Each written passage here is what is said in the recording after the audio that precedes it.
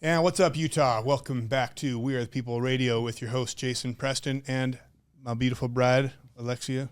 Top of the evening. How are you? Top of the evening. We're getting official, right? How are you?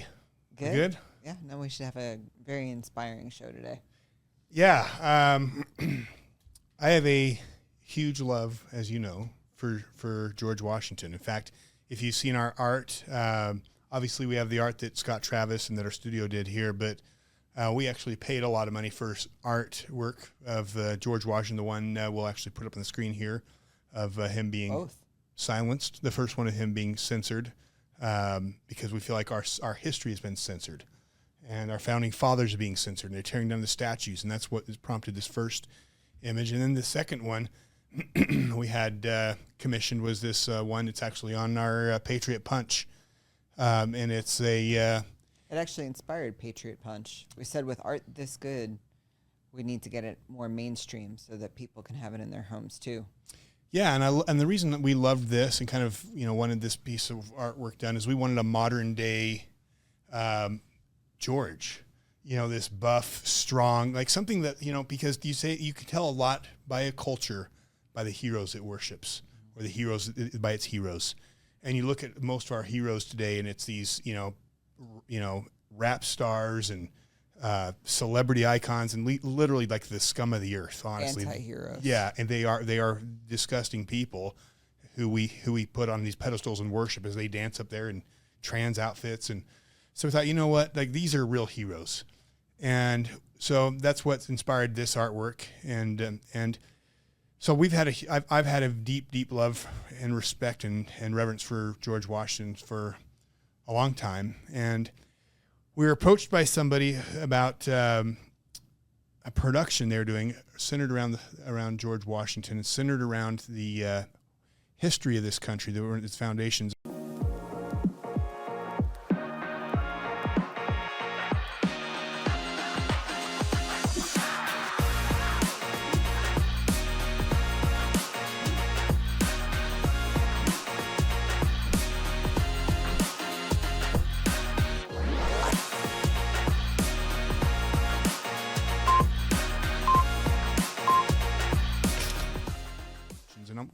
Alexia, why don't you introduce our guest? Let's jump into that. Absolutely. Well, with us today, we have Sherri Jensen.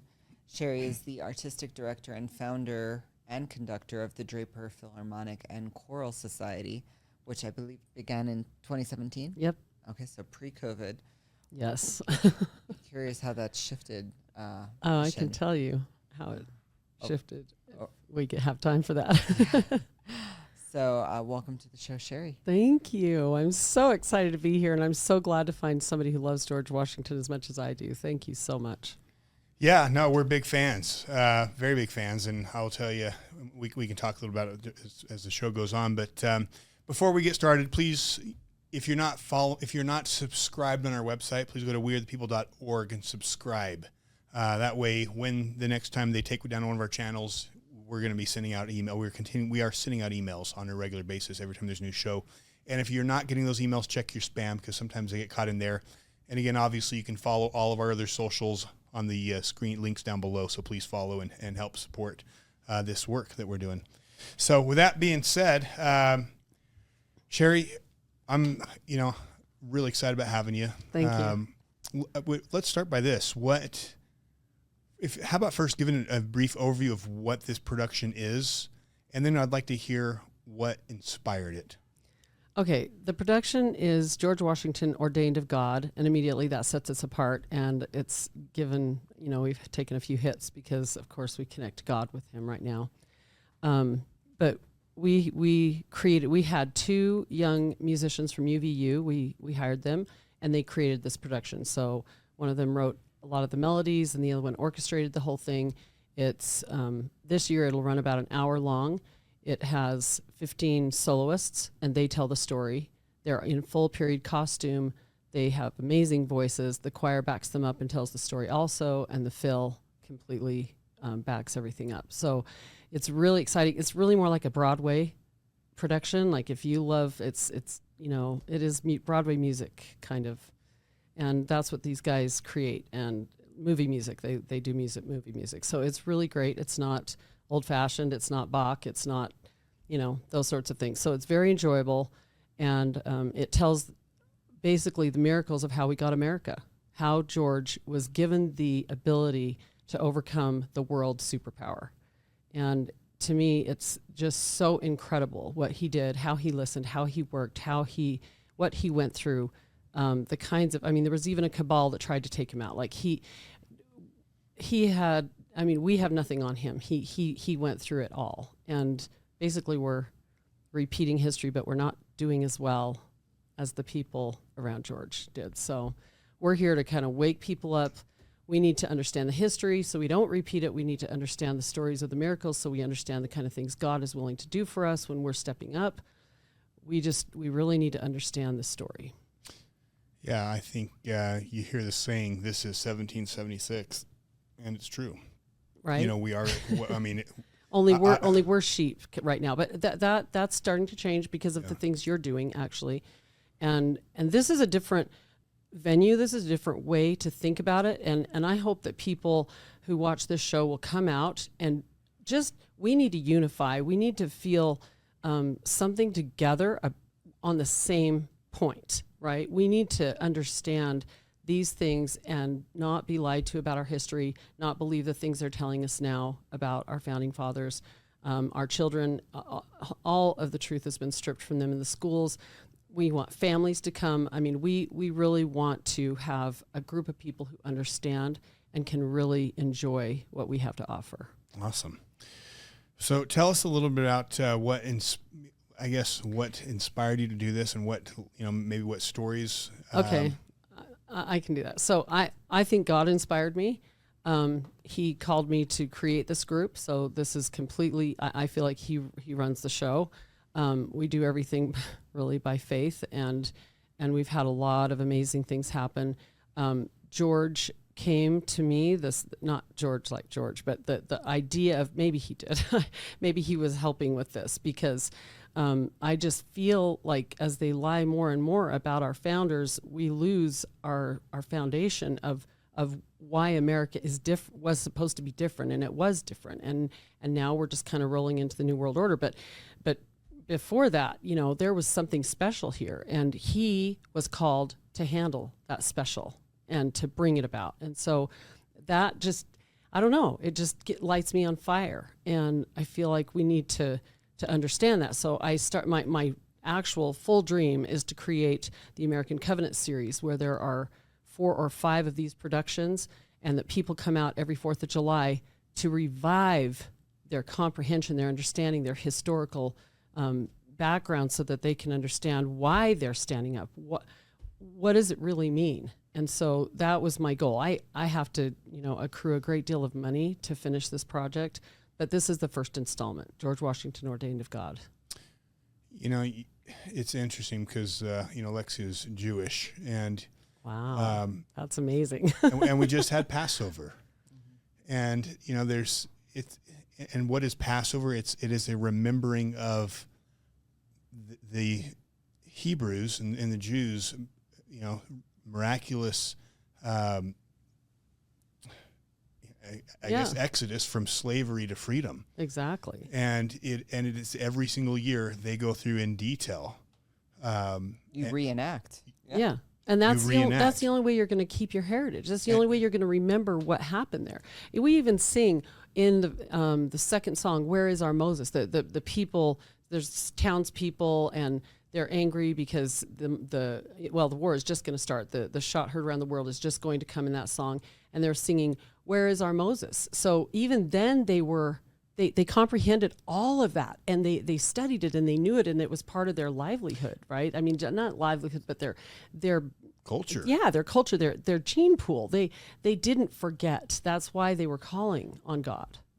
And in the scriptures, one of those common phrases is about remembering, and because when we remember, we hold to the values, we hold to the principles, and we keep, and we don't fall into the mistakes of the past by remembering the lessons learned.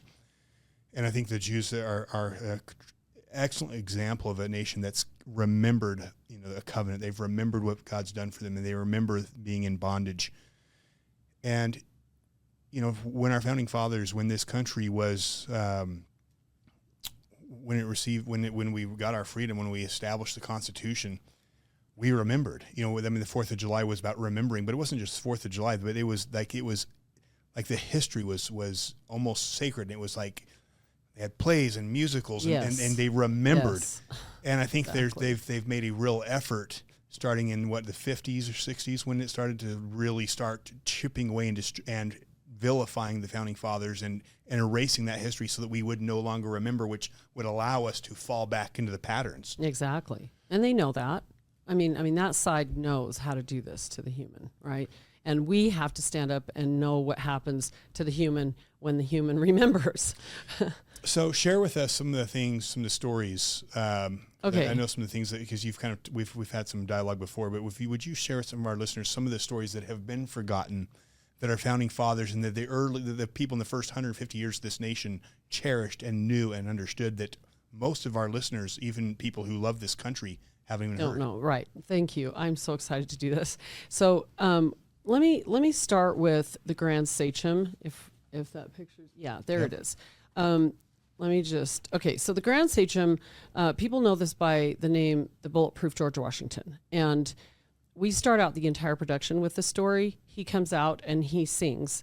In fact, I'm just going to read a little bit of the words. This is what he sings. I have traveled far along a weary path that I might see the man who cannot die in battle. It was a day when the white man's blood mixed with the streams of our forests. The king beyond the seas sent his soldiers to drive my brothers from their lands. They marched into the forest with the beating of drums. Like a blind wolf, they walked into our trap. 'Twas then I first beheld this chief, this man, this warrior. Our bullets pierced his clothes and killed his horse, but 'twas in vain. He could not die. The Great Spirit guides him. The Spirit protects him. He will become the chief of many nations. A mighty empire he will found. I have come that I might see this man. And that's how we start the whole production. And that's the whole point, is God prophesied it through the Native American people already, right? And so to hear that, what did they say? I just want to say it right. I think they pierced his jacket 4 times. They shot 2 horses out from underneath him. And he wrote to his mother and said, wow, I can't believe I'm still alive, but I am. God protected me. And so, that's what we want first to be known, is this was his calling. This is what he was slated to do, and God prepared him and kept him safe. And this Grand Sachem had to meet him one last time before he died. He just wanted to meet the man that was going to create this great empire.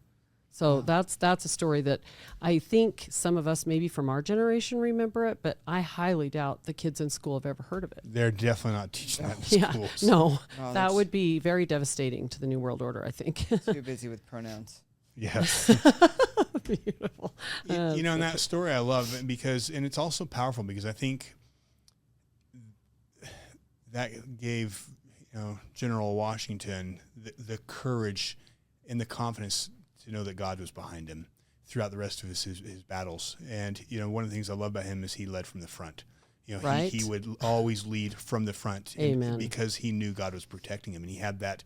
And I think that battle, when he had those four bullet holes to go through his clothing and not kill him, I think he knew very clearly at that point forward that God had ordained him, and it gave him the courage he needed to lead. And I'm not sure he knew what was actually coming, but he knew why did you just do this for me? And he had to start pondering that, right? But that's, by the time he was, they decided he would be the man, which, by the way, he wasn't the best prepared man. No.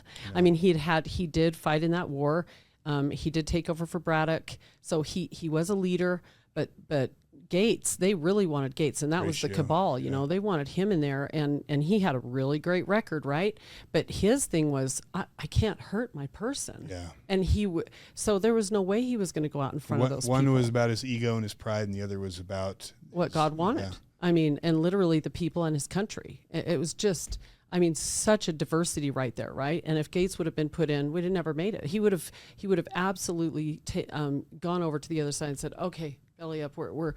we love you. We're glad you're going to take care of us, right? That would have been more of the thing that would have happened had gates been put in. There's another story that I honestly think, I'm not sure how many people know it. I became aware of it because our musician, our orchestrator found this story, and I'll never be able to thank him enough for it. It's called the Liberty Tree. So in Boston, in 1646, 19 years after the Pilgrims, or 16 years after the Pilgrims came, they planted this American elm tree at Boston. And what happened to that tree after 131 years is that the Tories and the British cut it down. And so now in Boston, if you go to Washington and Essex, you will see. In fact, I'm going to send a picture that you can put up here. But it's this massive footprint of the tree. Okay, nobody even really knows what they're walking about. I was just there like a month ago, and it's there. Like that, they've got this flattened place and some brickwork, and a plaque, and it's kind of hidden around on the other side of this marquee, and it's almost unreadable. But it tells the story. I mean, it's literally there, but nobody knows it's there, and nobody cares that it's there. But this tree, this became the main place that everybody would meet. And let me just find. Yeah, go ahead and read, because Okay, you let me sent read. that to me, and I read it, and I'd never heard this story. Yeah, this is. I'm So just I gonna. thought It'll this be was- better and if I I think read this it. would be great for people to hear. Okay, so it stood near Boston Common on the only road out of town, Orange Street, which became Washington Street. Silas Downer, one of the historians at the time, he said, "We do therefore, in the name and behalf of all true sons of liberty in America, dedicate and solemnly devote this tree to be a tree of liberty. May all our counsels and deliberations under its venerable branches be guided by wisdom and directed to the support and maintenance of the liberty which our renowned forefathers sought out." So this pilgrims coming, they remember, right? And found under the trees in the wilderness. May it long flourish, and may the sons of liberty often repair hither to confirm and strengthen each other. When they look towards this sacred elm, may they be penetrated with a sense of their duty to themselves, their country, and their posterity. The tree was almost 120 years old in March 1765 when the British Parliament passed the Stamp Act. And that's when they really started to meet under this tree. And they had so many meetings. They even called, let me see if I can find it, the ground was hallowed because it was under this tree. In Boston, opposition was led by the Loyal Nine, a band of merchants and artisans. Okay, so these are people who are learned, right? But they're defamed now as terrible people, that they did terrible things when they started to stand up for their freedom at the time, right? This group expanded to become the Sons of Liberty, which I don't know how many people know. I know about that group, right? And there's still sons today that have come down through that bloodline. After another house was looted and damaged by a mob, the Loyal Nine denounced the violence. They attached a copper plate to the elm which read Tree of Liberty. The ground under and surrounding the tree became known as Liberty Hall. And this is where they met to have all their meetings. They put a Liberty pole up. Oh, this made the British so angry that it was a flurry of gossip. They've got a pole up around the Liberty Tree, because they would put their flag up and call the people all, to have their meeting. In 1766, when the Stamp Act was repealed, crowds gathered at the tree to celebrate. Okay, so they were working hard, and people knew their presence was too great, because they could carry their guns. They were using them. They're like, we're not going to have this anymore. You cannot do this to us. And they stood firm about it. The tree became a rally site and a symbol. Protesters posted calls to action on its trunk. Crowds would hear speeches there, then march together to destinations to protest. So they were unified. And it wasn't. I mean, we have to remember that 3% of the people really took to this process, and they're the ones we owe our appreciation to, right? But still, you've got to get people unified if you're going to get anything done. For the next decade, Boston's rowdiest, angriest demonstrations took place at Liberty Tree, and we're told that they were terrible. But listen to this. In 1768, a protest over the seizure of John Hancock's ship. Okay, we know this person, John Hancock. They took his ship, and the protest ended when the crowd seized a customs commissioner's boat, so a British boat, dragged it to the Liberty Tree, condemned it at a mock trial there. Okay, they're not gonna take it. That's what they're saying. Then they burned it on the Boston Common. So when I walked on that land, you guys, I'm just like, this is hallowed land. Like this is where they said, we will not. And they meant it. And they did something about it, right? In 1770, a funeral procession for Boston Massacre victims included a turn past the tree. So that was one of the things that really got them angry, was the killing of those 5 people. They did, let me see if I can find. Okay, the British made the Liberty Tree an object of ridicule, of course, right? Because they can't have something that's strengthening the people. British soldiers, let's get this straight, tarred and feathered a colonist named Thomas Ditson and forced him to march in front of the tree. But they will tell the story, and I think that our people probably tarred and feathered too. I think it was the thing of the time, but they never say that the British started this first and marched, let's walk you across your Liberty Tree. Are you so liberated? Are you free? We're talking just such deep, I don't even know what the word is. Torture isn't a good word, but this was horrible. I mean, I wonder if we were being tarred and feathered and marched, would we sit down for that? You know what I'm saying? Yeah. I mean, these people were really under it. You have people being locked up in prison. And we are sitting right now. I mean, I literally don't know what to do, how to be like these people, right? I'm trying, but we have to change something. In 1775, after war broke out, the Lexington Concord, Thomas Paine celebrated the Liberty Tree in a poem published in the Pennsylvania Gazette.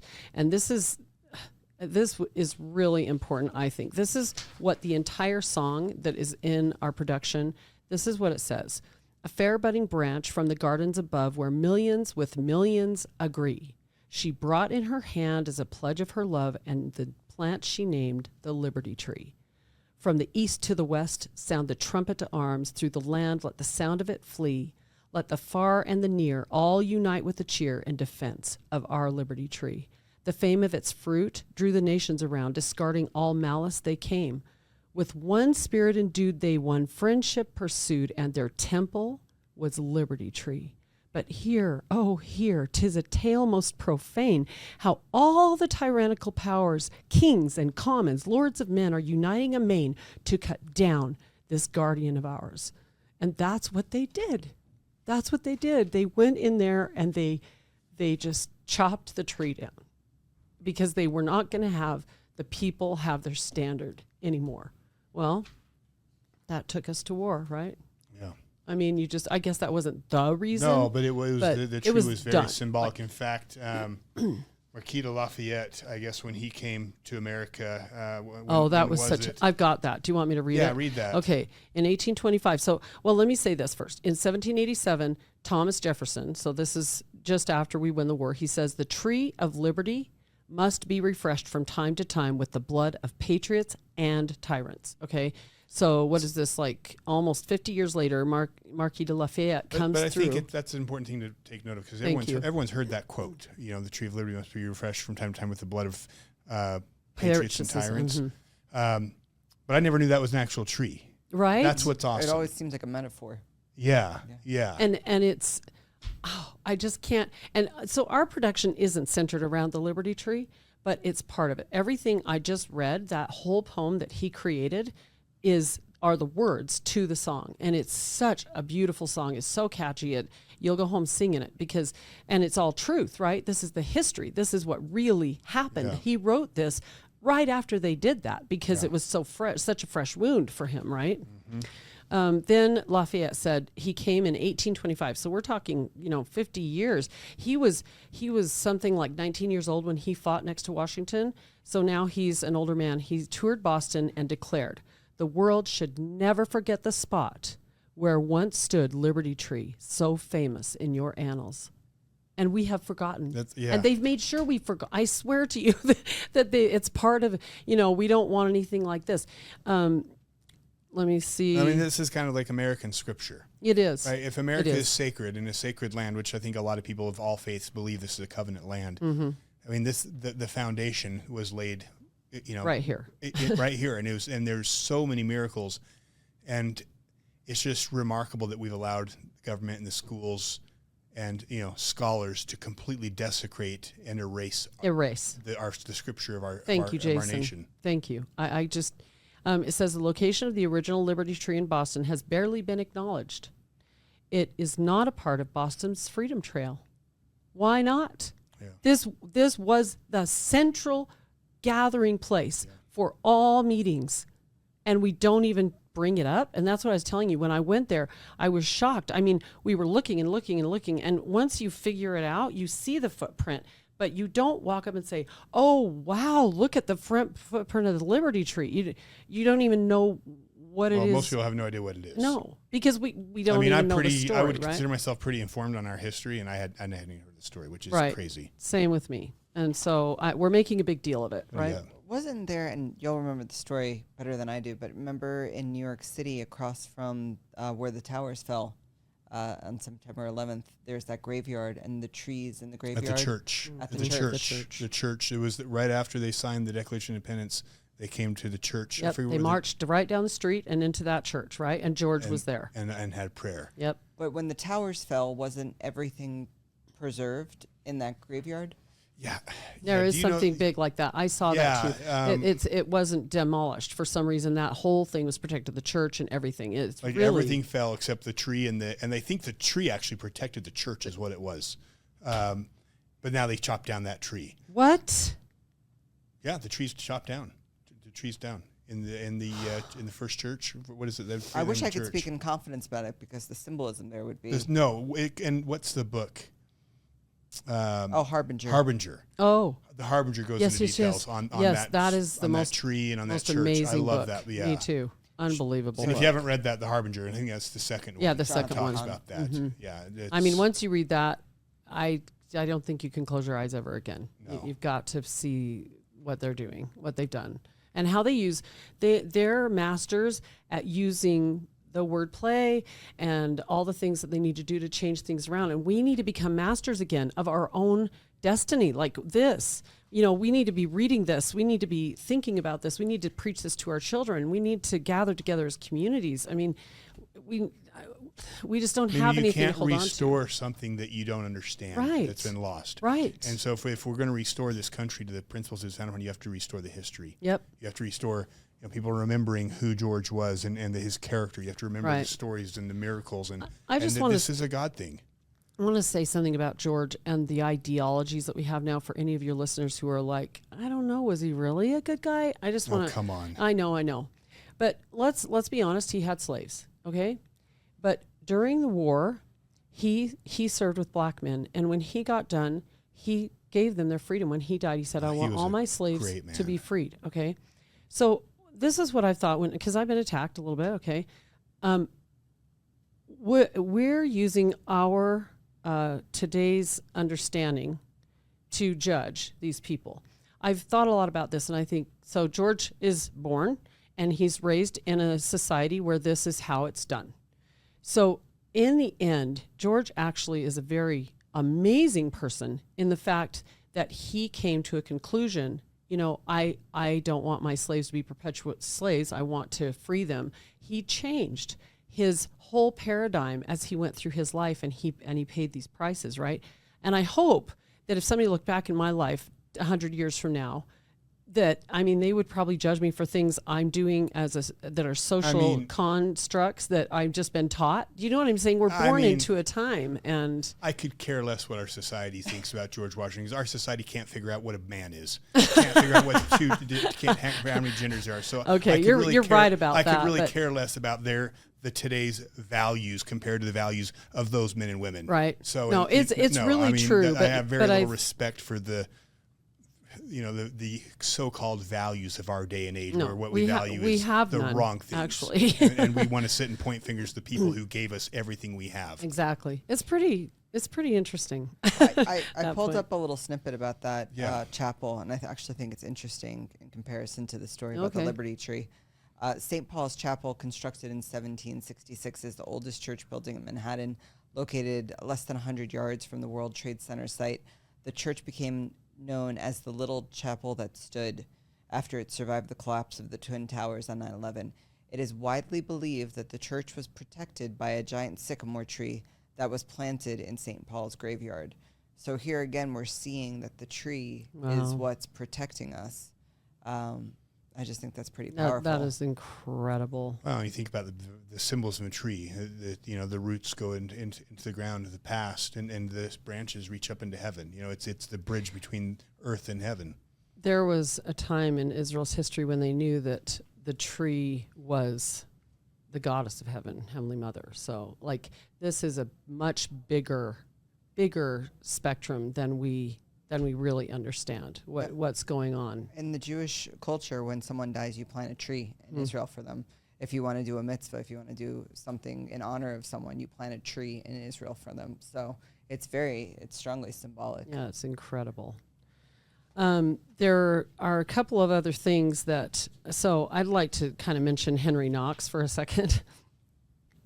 In the battle in Boston, they had to come up with some way to get ahead. Okay. And it was really, really tricky. They didn't have nearly the people, nor were they trained. Okay. So Knox, they found out that there were 300 miles away on the shore of Lake Champlain, there was a treasure trove of artillery. And many of the militia leaders, they're like, there's no way we're going to be able to bring those back. But not this amazing Henry Knox guy. He said, I can get him. So he took off. He didn't think it would take him as long as it did. Just interestingly, he was a bookseller and he had a bookshop, and he counted John Adams as one of his regular patrons. But when he went out to do this thing, he got 58 pieces of artillery to take back to Boston. One of them was a massive 24-pounder cannon called the Old Sow, and mortar guns, and all of this together weighed 120,000 pounds or 60 tons. Okay, they don't have big convoy trucks, right? I mean, when you think about somebody getting this back, he had 42 sleds. He pulled them all back, and when he got back, he says it is not easy to conceive the difficulties we have had, but not a single cannon was lost. That's what he tells Washington. So they estimated it would take 16 to 17 days, and it took him 40. When he got back, he said, Washington said, we are going to shell from the other side so that they think we have something going on, and we're going to pull all of this up, 60 tons up the Dorchester, I think it's Dorchester, I think they say it that way. We would say it Dorchester Heights. And what happened was God sent a fog to cover everything so that they could make their way up that mountain. Well, it's not really a mountain, a small hill. And they got up to the top, and when they started raining down on the British, so this is what British General William Howe said when he learned what they did. He said, these fellows have done more work in one night than I could make my army do in 3 months. And that's how they won Boston. I mean, miracle after miracle like that. Most of them were really about the weather, interestingly enough. Yeah. There's Trenton is another one. Super, super incredible story. And I don't know if we really understand the depth of the orchestration that God did there, but there were Hessians that were in charge of that, that they were hired by the British, and they controlled that part of the country. When George Washington, he wanted to go take it back. So he decided that on Christmas night. Well, can I give a little background on this I'd one? love that. Go ahead. Because this was after, 1776, July, to declare independence, and they go to the Battle of Brooklyn, and he starts with, 30,000 troops.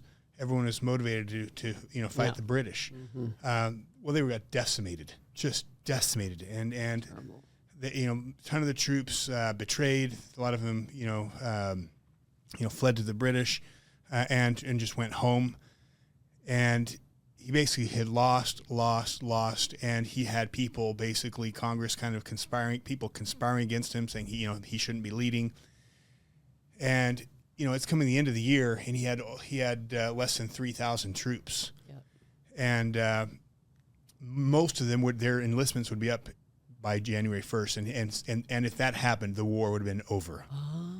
And so, his brother and people who knew him said that his countenance, as we're in November and December, was just very, very down, carrying a lot of weight, very stressed, because it just seemed like it was the universe impossible working against him. Yeah. Well, he conceived a plan to go and attack the Hessians, which were across the Delaware River, on Christmas morning. It was night. I think. Christmas night. Yeah. But he realized all the marbles had to be on the table, and so the password he wrote was victory or death. Yes. And that's where that comes from, is victory or death. And so that was the password all the troops had to know when they met at the side of the river. Now I'll let you tell. Okay, I love this story. I'm so glad that you told that. Because the perspective on why this battle, like, everything hung in the balance. Yes. All of us hung in the balance. And to him, I think it didn't matter anymore. It's like, we are going there, and whatever God does for us, that's what's meant, because there's nothing more. Like, you're all going to leave in a minute, and we're going to go fight this thing. So as he's going across the river, this is what blows me away. Rawl is the Hessian who's over the end. He's the whole commander person. A small group of Americans do a skirmish at the Hessians. And he kind of laughs at that. He's like, that's all they're going to send? Well, because Rawl had heard that there was going to be an attack. Yes, he heard. So he went and took care of it. And in our production, he's like, we did it, boys. We took care of him. Let's have a party, right? And, of course, they're Germans, so probably drinking beer and stuff. And they're going to have a party. party. How to rage. Right? Well, right after that, he gets a second warning. And he reads it, and he's like, I already took care of this. Puts the note in his pocket. He doesn't read it. He just puts it in his pocket because he's busy trying to get himself laid. Oh, really? Yes, he was being entertained by women. We didn't look into that. Yeah, no, he was. He was totally into phenomenal. his party. Yeah. Honestly, this is phenomenal because, I mean, this. I can come back later. Okay. This is very. There's some very powerful lessons here. Yes, there are very powerful lessons. Okay, so he thinks he's taken care of it, so he doesn't read the note. You're right. He just sticks it in. Washington is now coming across that icy, horrible river with his people, and because I didn't know that's what he was doing, I knew he was partying, but so here Washington shows up and he just they win everything because they're pants are down. but they're trying to get across the river. It's icy conditions. They can barely. They end up 3 hours behind, and then this massive storm comes, and it's one of the worst storms they said they'd seen, and then. A third of the troop didn't have shoes, and so they're marching, either barefoot or in these burlap sacks wrapped around their feet. And they said one person died. One of their troops died in the cold, but there was literally a trail of blood that these guys, that they left marching through this storm. And several times Washington said, "Should we stop?" And everyone said, "Should we stop? What are we doing? Because we're behind with this storm so bad." Then they see these troops come up and say, "Oh, hey, we just shot a bunch. We shot up the camp." And now George's like, "Great, our plan is foiled because now they know." Yeah. So we don't have the surprise attack So he's like, anymore. "There's no surprise attack. It's almost morning." And so he's like, "No, victory or death. If we either we're going to continue or we're going to die." And it just seemed all these things that were working against him. We're really working ended for up him. being miracles Right? that allowed him to get there at the right time, and the storm was so bad they didn't see them. Thank you, Jason. I think we need to understand that to the depth of our soul. When it is blackest at night, and we've been true and faithful, that's a thing. I mean, Rawl was definitely not doing the right thing, so that was, but God is there, and some of those hardest times are actually the pruning we need to become get to the next level and to do the thing we have to do. So it's really cool because one night, it was actually Christmas night, and I'll say 1 year. 1 year is Christmas, and I've got a picture of George that my girls gave me. And it was, I'll put it up here on the screen, is him in Valley Forge. Nice. And it's the one where he's in tears because that was his Gethsemane moment, that time that he just with all the death around him. But it was a Christmas night, and I had a very powerful experience where it's like, Jason, which are you? Wow. Are you, worried about having fun, living like, Colonel Rawl? Yeah. Colonel Rawl. Mm-hmm. Trying, are you worried about having fun, or are you George Washington, who is Christmas night and he's Working and he's to the giving death. he's literally sacrificing everything. Yeah, exactly. And I don't know. There's so many, and that was a very profound moment in my life that led to some very serious, changes in my life. Because, anyways. Yeah. No, I get it. It's very powerful. So I'm going to go to Very Valley powerful Forge story. since you started that. So in our production, we have two privates, Private Thomas and Private Nicholas. Private Nicholas turns out, he's faithful all the time.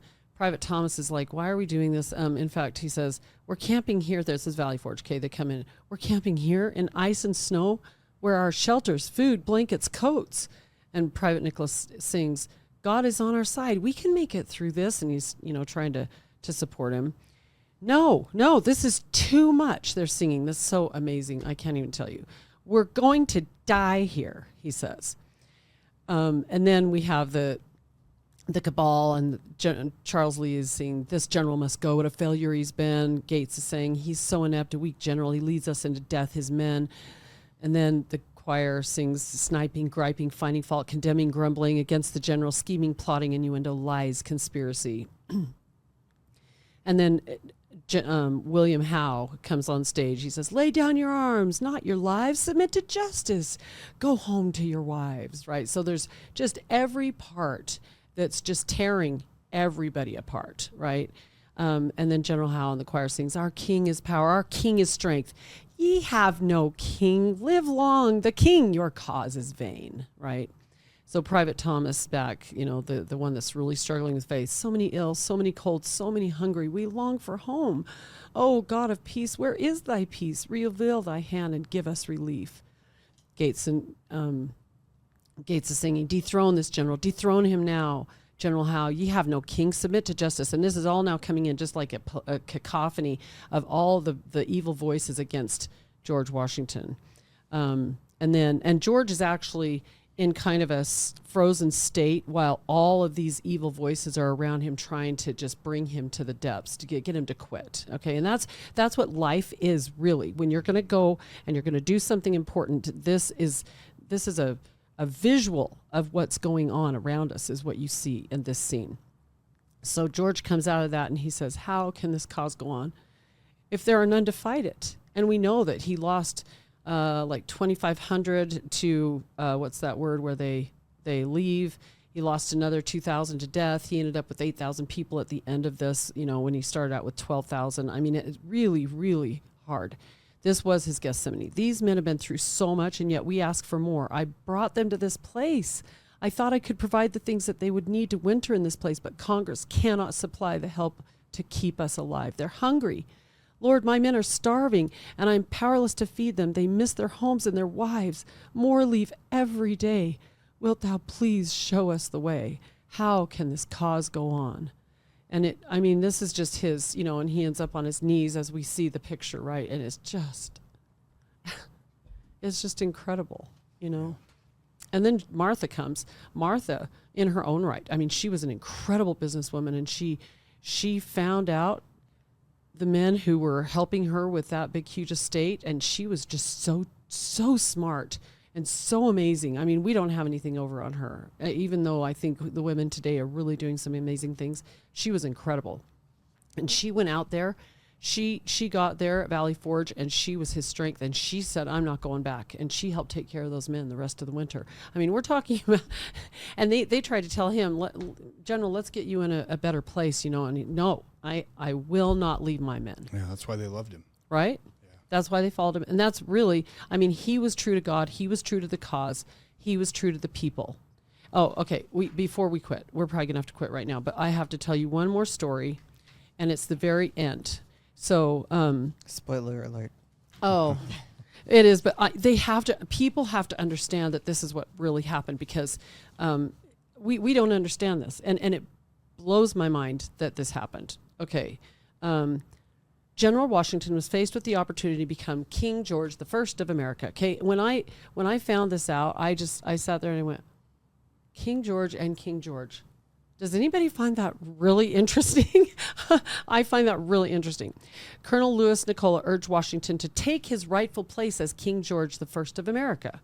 This is what Washington replies, and he's disgusted with this. Okay, and if you read George, this is probably the biggest rebuke I've ever read in his own words. I mean, this was unacceptable. And even then, he's a gentleman all the way through, right? But this is what he said. With a mixture of great surprise and astonishment, I view what you have submitted with the most abhorrence. If you have any regard for your country, concern for yourself or posterity, or respect for me, banish these thoughts from your mind and never communicate them as from yourself or anyone else a sentiment of like nature.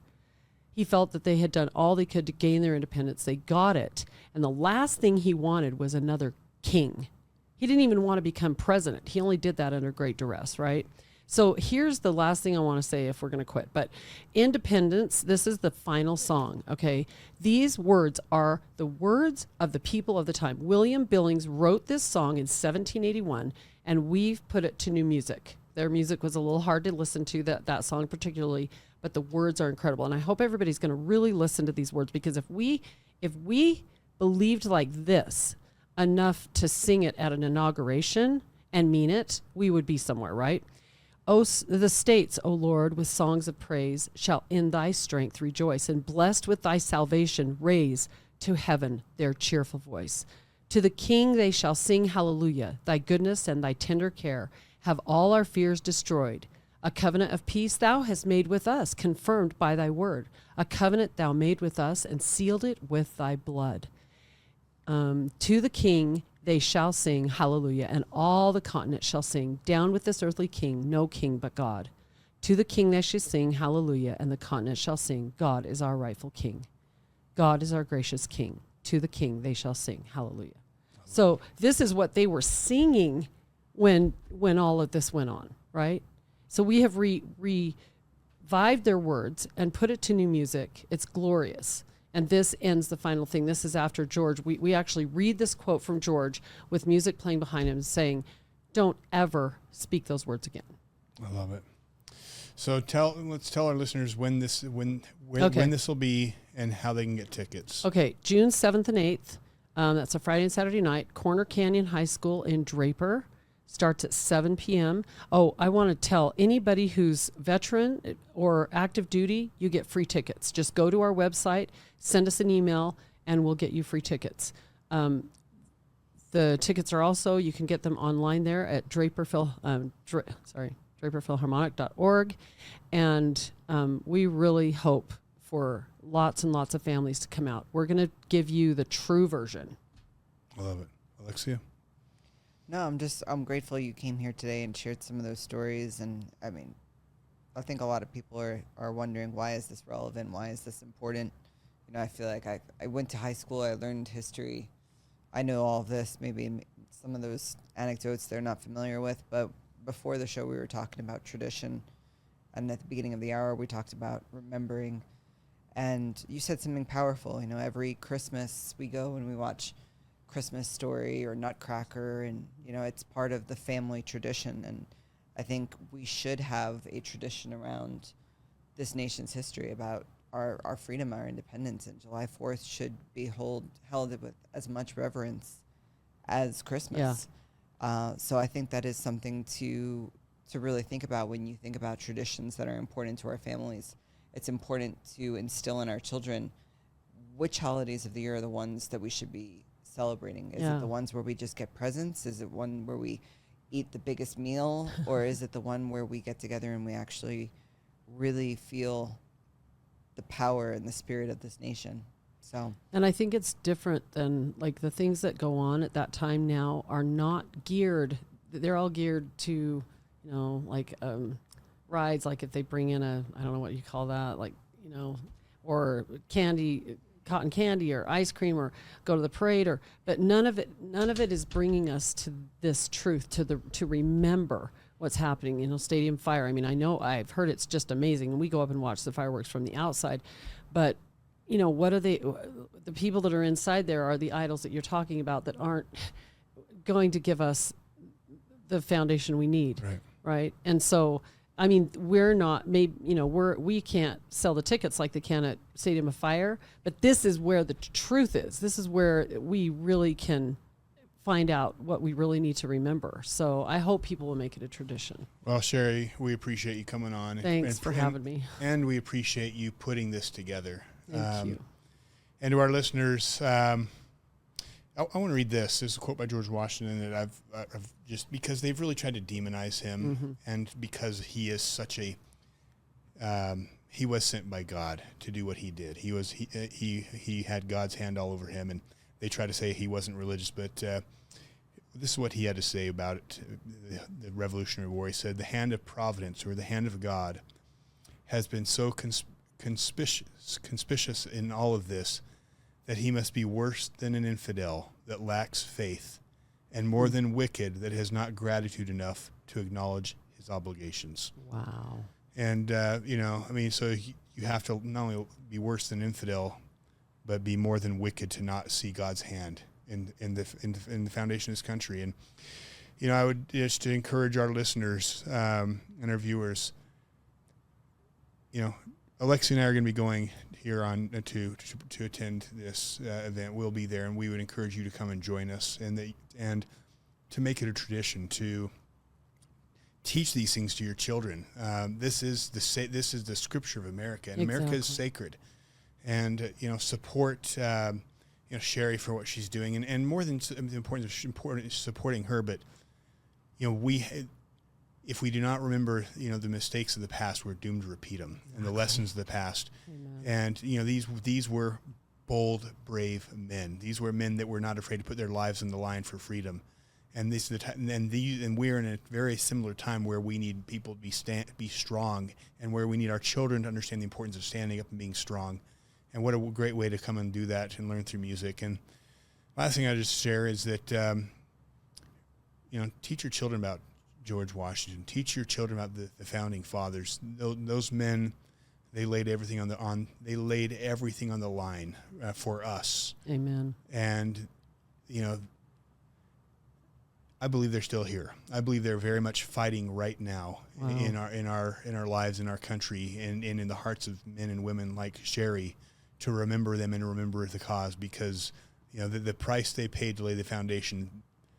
I believe they're very much involved in saving this country, and I believe this Constitution will be saved, and I believe they have a role in that, and I believe so do we. So thank you guys for listening. Please share, this with your children. Share these stories with your children. Share them with your neighbors. We need to bring these stories back. I mean, I never even heard the story about the Tree of Liberty, and so I appreciate you sharing that with me. Thank you. And anyways, thank you for coming on. Thanks for having me. Yeah, thanks for putting this together, and we are excited to see you June 7th and 8th at 7 o'clock at Corner Canyon High School. Thank you. All right. Folks, thank you for viewing and sharing and being part of it, and all the support you guys give us. It means the world to us, and it's amazing time to be alive. So God bless you guys. God bless America, and God bless Utah.